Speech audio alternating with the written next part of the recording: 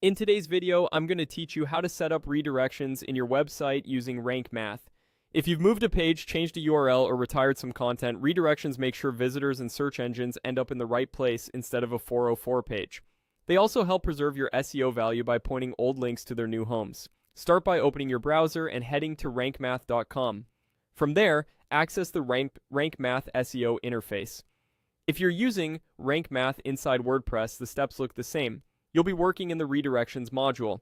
Open Redirections to see your existing rules and the button to create new ones. Click Add New to create a fresh rule. You'll see fields for source URLs and a destination URL.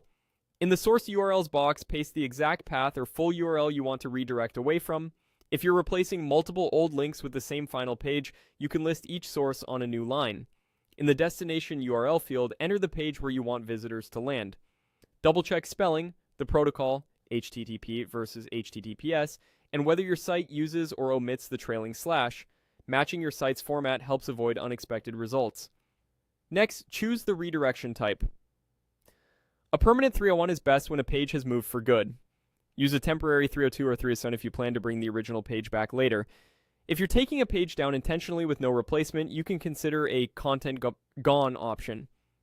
You'll also see a maintenance code setting. Select a maintenance code such as 503 if you're temporarily redirecting traffic during short-term work and want to signal browsers and crawlers that this is not permanent.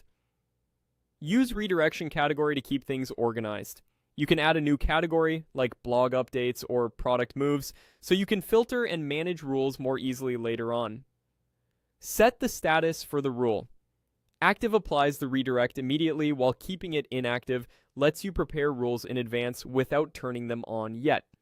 If your change is time-bound, set scheduled activation so the redirect starts at a specific date and time.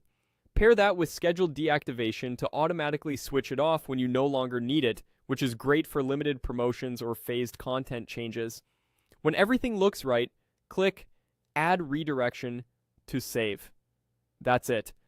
A quick tip, avoid redirect chains and loops by pointing old URLs directly to the final destination, and review your rules periodically to keep your site clean and fast.